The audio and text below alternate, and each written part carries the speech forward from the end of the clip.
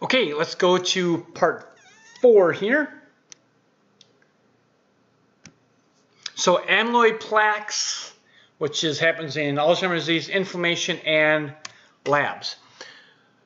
So beta amyloid plaque, Alzheimer's disease, abbreviated AD. So here's what Dr. Bredesen says.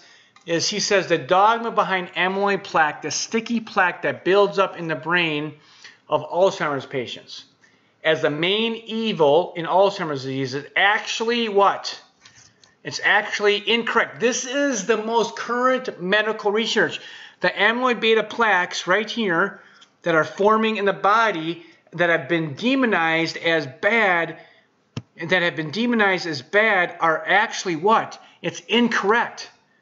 It is actually a what? Protective mechanism. So what's that saying is that these amyloid beta plaques, and this is where the drug companies have been focusing all their attention, is on what? Amyloid beta plaques. That's where all the attention has gone. And what's happened with the success rate? It hasn't been successful. Why? Because amyloid beta plaque is actually a protective mechanism. What does it protect against? Microbes. So what happens here, where I just showed you that slide of the Epstein-Barr virus? If you have Epstein-Barr virus, it creates this amyloid beta plaque and it pushes it in there. It binds the toxins. If you have heavy metals, guess what? Heavy metals are not good in your brain. Guess where they go? They go in the amyloid beta plaque.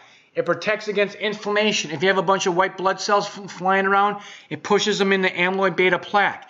So this is actually a protective mechanism. So then we have to look at, on a functional level basis, is why is this starting to develop? What's actually happening? And I went over the 3 different causes of what actually could be happening with your body. 1, you're inflamed. 2, you don't have the nutrients, right? And 3, you don't have, and 3, you're going to be toxic, right?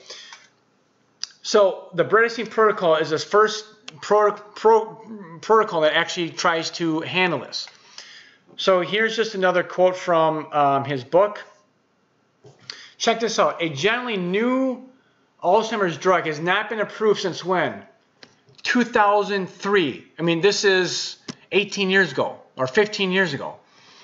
And the current approved Alzheimer's medication are what? Ineffective at stopping or slowing the cause of Alzheimer's disease. These medications are horrible. The side effects are horrible. The results are horrible. The more than 5 million Americans living with Alzheimer's disease and many millions more worldwide demand new innovative approaches. We are obligated to pursue all legitimate avenues for the treatment, such as targeting what? Inflammation, neuroinflammation. This is what functional medicine, this is what I do in my office. We decrease inflammation, we give you, then we start to restore your brain. Decrease inflammation, and then let's start to exercise your brain. So amyloid beta plaques, this acts as a big what? A big sponge. So it's a protective mechanism. So any drug that's going to come in here and try and diminish that amyloid beta plaque is going to what? It's going to have devastating effects. It's not going to work. The side effects are going to be horrible. Why? Because that's not the cause. The cause is not these amyloid beta plaques. That's a protective mechanism. So then the question is, why do you have these amyloid beta plaques? That's more important. What's causing these amyloid beta plaques for you to be starting to develop these things? And we went over that in part 2 series. Then in the following series, we're going to go over what can you actually do to start reducing that. So this is what we want, is these natural, normal, healthy cells. So what happens here is when you're chronically inflamed, let me just read this. So good protein structure, good function. Everything in your body is run off of proteins. Guess this, chronic inflammation, which we can measure, and we know for sure, we know with 100% certainty if you're inflamed or not. We can measure that. We can measure that very easily. So chronic inflammation causes poor protein folding. So this is an example. Now this is a genetic disease. This has to do with chronic inflammation. So this is a genetic disorder. So right here you have normal red blood cells. Everyone's familiar with sickle cell anemia, right? This is what the red blood cells looks like. This is all protein. So when this genetic thing happens, it's due to a protein misfold. Here's the normal hemoglobin. Right here, here's sickle cell anemia. You see how this structure has changed? What is this? This is a protein misfolding. So the proteins aren't folding correctly. They misfold. When they misfold, you get altered structure. When you get altered structure, you get altered function. When you get altered function, you get disease. So let me just state that again. In sickle cell anemia, this is genetic, okay? The proteins fold different that make your red blood cells. So your red blood cells, which is all protein, don't fold correctly. They fold abnormally. When they fold abnormally, they don't work correctly. When they don't work correctly, you start to get a disease process. So good protein structure, good function. Now, guess what happens here? When you're in a state of chronic inflammation, causes poor protein folding. So all the proteins, your brain is all protein, misfolds. So this is a long slide, but I wanted to show you this just so you can understand like what is actually happening when you have inflammation. So if you're inflamed, here's what happens. Proteins misfold. Okay, so a protein on a little cell starts to misfold. The protein misfolds and it breaks off and they start to stick together just like glue. When proteins start to stick together, they create what we call tau proteins and alpha nuclein break off and start to cause more inflammation, neurodegeneration. This happens in Alzheimer's disease right here. Okay, so just telling you that these proteins are inflamed, these proteins break off, they start to aggregate, they start to stick together, and they start to cause neuroinflammation, neurodegenerative changes. When does this happen? It happens only when you're what? Inflamed. 95% of this happens when you're inflamed. 5% is genetic. Okay? So those proteins start to cluster together and then they cause more inflammatory reactions. Those clusters of inflammatory reactions produce reactive oxygen species, which is basically more things that are going to cause more inflammation. Those reactive oxygen species damage the mitochondria. Right in here, you can see this right here, that's the mitochondria. This is your cell energy. Your body produces energy in mitochondria. So without mitochondria, your cells don't produce energy. If your cells don't produce energy, your cells start to what? Die. Inflammation causes your mitochondria, your powerhouse of your cells, to die. When that happens, it can't produce energy. When your cell can't produce energy, that cell dies. So if we're talking about your neuron, right? If your neuron doesn't have mitochondria, it dies. The mitochondria becomes inefficient within the neuron. As mitochondria become inefficient, the neuron can't produce ATP, which is the energy source. As a neuron loses its ability to make ATP, it can't block calcium, right? So calcium starts to come in. Calcium's a bad thing in excess. Calciums cause cells to overreact. Calcium comes in and you get what? Inflamed. And then what happens? Neurons die. Too much calcium, neurons die. When neurons die, then they create their own inflammatory cascade, which then promotes a vicious cycle of proteins misfolding. Why? Because there's more inflammation.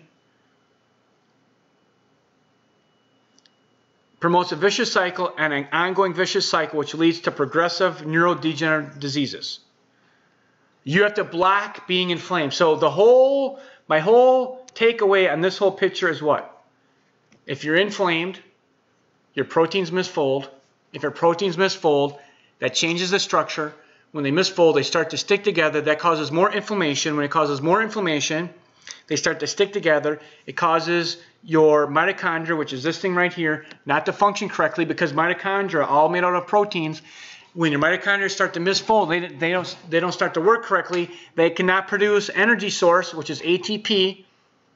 When they cannot produce energy sources, just to be simple, it causes your body to be more inflamed, and more inflammation causes more degenerative changes, neurodegenerative changes, and you can see how you're walking down the spiral of neurodegenerative changes over a period of time.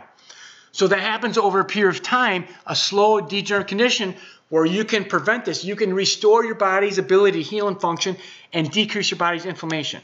I've done that over and over and over. So how do we do this? Well, let's take some blood work. So when patients come to me, I'll take anywhere from 13 to 20 vials of blood. Now people say, oh my gosh, doctor, has anyone passed out? And no one's ever passed out, but a lot of sick people have gotten better. So let me explain this. This right here, this would be the optimal range. So what I mean by that, the optimal range is that's where normal, healthy people live, is in this optimal range right here, okay? Then we have the standard range, which is the medical range. So we want people to be in this optimal range right here. This is where we want your labs to be. Okay, so this lady came into me. So you can see this is initial her labs right here. And then this is the current labs right there, all right? So what's happening here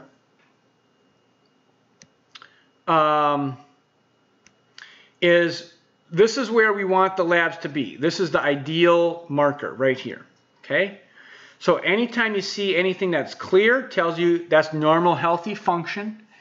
Anytime you see that yellow there, that tells you that that marker is trending towards a dangerous area. So I look at all the yellows, I look at all the reds. So in the current system, it's either you have a disease or you don't, right? You either have diabetes or you don't, you have high blood pressure or you don't, you have high cholesterol or you don't. That's not how the body works, right? You have a trend towards a bad marker. So you have a trend towards elevated, you have a trend towards increased inflammation, right? So I'm not going to try and make you an expert on these labs. I'm just going to briefly kind of go over these things so you can understand what I'm looking for. So right here, this is when we first took the labs, and this is after. So you can see these thumbs up. All these things have gotten better. All the thumbs up have gotten better. The thumbs down means that that marker got worse. But if you look at all the thumbs up, she's gotten 1, 2, 3, 4, 5, 6, 7, 8, 9, 10, 11, 12, 13, 14, 15 betters, 15 up, and she got 1, 2, 3, 4, 5 downs. So what we're looking for, we're looking for trends, right? Not every marker is always going to go your way. But this kind of tells you, I can look at this and I say, wow, you have a lot of things happening. So, for example, let me just go over a couple things right here. Like the glucose right here, the fasting insulin, this, we want this to be 5 or less, right? She was initially 13, now she's 9. Body grows in a body. This is inflammation. This is an inflammatory marker. This is an inflammatory marker. They're inflamed. All right? She's still inflamed. Is she better? She's trending better, for sure. Okay? Here we have, down here we have, this would be ALT. This stands for liver. Okay, look at her liver. It was 300. Her liver was blowing up. Now it's normal. Right? This right here has to do with tissue breakdown. This AST is 100. Her body was breaking down. Why was her body breaking down? Because it's inflamed. Now it's 23. That's a lot better. Let's go over to this right here. Here's her body's inflamed. Look at this right here. Her inflammation was 29. Do you remember this HSCRP, the C-reactive protein right here, should be less than what? Less than what? 1. Okay, so what's happening to her brain right now? It's massively inflamed. Her brain's inflamed. Her body's inflamed. Then after, we got it down to 5.7. All right, so a huge decrease. This is the dates. We're talking 1 month here, right? Look, we're talking 1 month. So it's not long. Once you get in there and you actually know what you're doing on a functional medicine basis, you get better. This is another inflammatory marker, this fibrogen. This is thick blood. Your blood's inflamed. This right here was 500. Now it's 543. This is where we want it, between 2 and 300. So there's a lot of markers in addition to this that I take that we just want to look at is, let's do enough blood work. Let's figure out the blood work and see where you're at. Now here you can see this is a person here. This is the mitochondria, like what I was talking to you about, is you need mitochondria because that produces what? ATP, which is energy. If your mitochondria are bad, this is what's going to happen to you. You're going to age. You're going to age prematurely. Your brain's going to age prematurely. Your heart's going to age prematurely. Your liver's going to age prematurely. Your skin's going to age prematurely. What causes this? Guess what this causes? This right here, right? Mitochondria problems are growing in a body that's chronically what? Inflamed, right? Brains degenerate. Okay, that has to do with part 4. Or that's the end of part 3.